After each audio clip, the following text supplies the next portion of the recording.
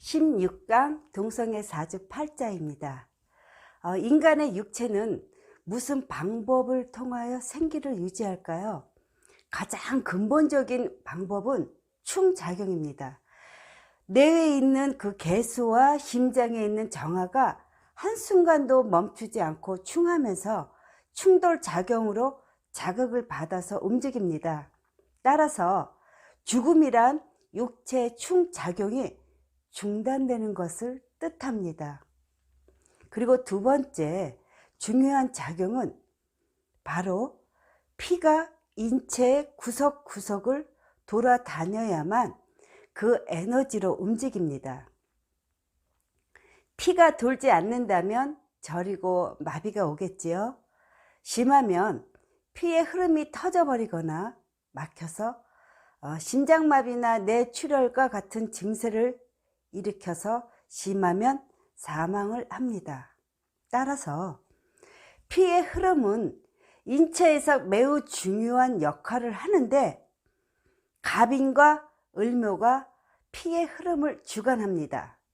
물론 피의 흐름을 확장하는 에너지는 개수이고 피의 흐름을 느리게 하는 에너지는 정화입니다. 따라서 피의 흐름이 정상적이면 정신이나 신경의 움직임도 정상적이지만 피의 흐름에 문제가 생기면 다양한 문제들이 발생하겠죠. 지난번 시간에 살펴보았던 불감증도 모두 피의 흐름에 문제가 생겨서 발생하는 문제들입니다. 근데 불감증보다 더 특이한 케이스는 동성애나 변태 성역자와 같은 현상들입니다. 피의 흐름을 상징하는 을묘목이 어떤 요인에 의해서 막힌다고 상상을 해보세요. 바르게 흐르지 못하고 역류하거나 일시 정지했다가 또 흐르다가 이것을 반복하면서 육체 감각작용에 문제가 생깁니다.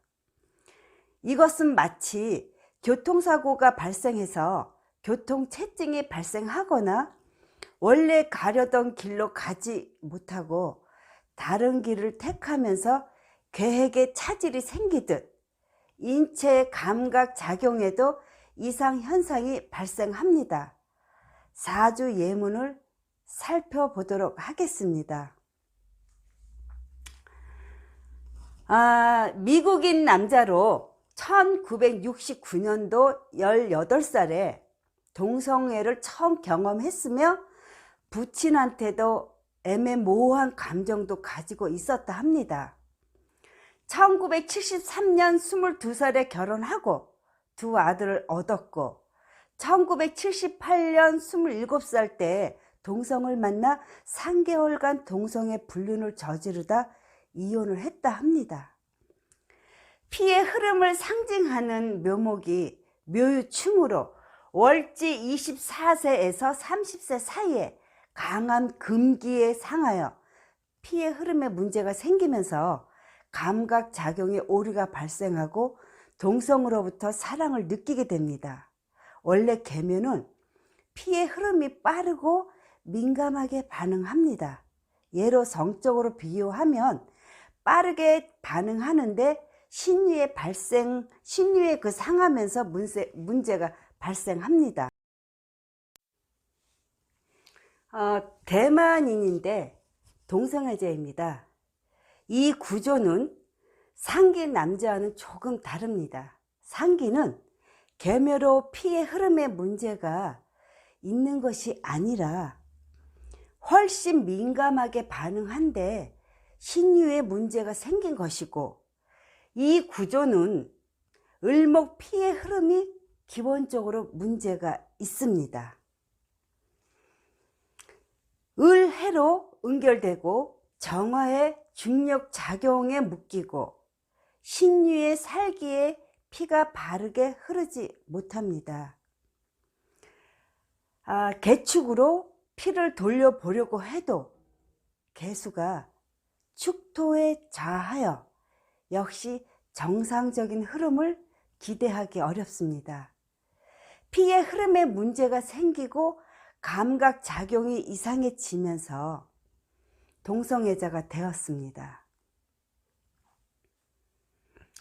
이 구조도 을묘가 축에 응축되고 유에 잘리니까 피의 흐름에 문제가 생기고 감각작용에 오류가 발생하여 동성애자가 되었다 합니다. 자, 정리해보면 이렇습니다. 피의 흐름이 막히거나 역류하면 원래 정상적으로 느끼는 감각작용들의 이상현상이 발생합니다. 남자가 여자처럼 변하거나 여자가 남자처럼 변합니다. 원래는 정상적으로 느껴야 하는데 감각작용에 문제가 생겨서 느끼지 못합니다. 이런 것을 불감증이라고 합니다. 또 원래는 남자가 여자를 좋아해야 하는데 감각에 이상이 생기면서 남자를 좋아합니다. 또 여자가 여자를 좋아하기도 합니다. 이런 모든 이상한 현상들의 근본 원인은 피의 흐름에 문제가 생겼기 때문입니다. 격국도, 용신도, 왕생도, 통근도, 신과 신약도 아닙니다. 자연의 이치에서 모든 것의 답을 찾아야 합니다. 인간의 논리는 거짓말을 하지만 자연의 이치는 거짓말을 하지 않습니다. 다음 강의에 뵙겠습니다.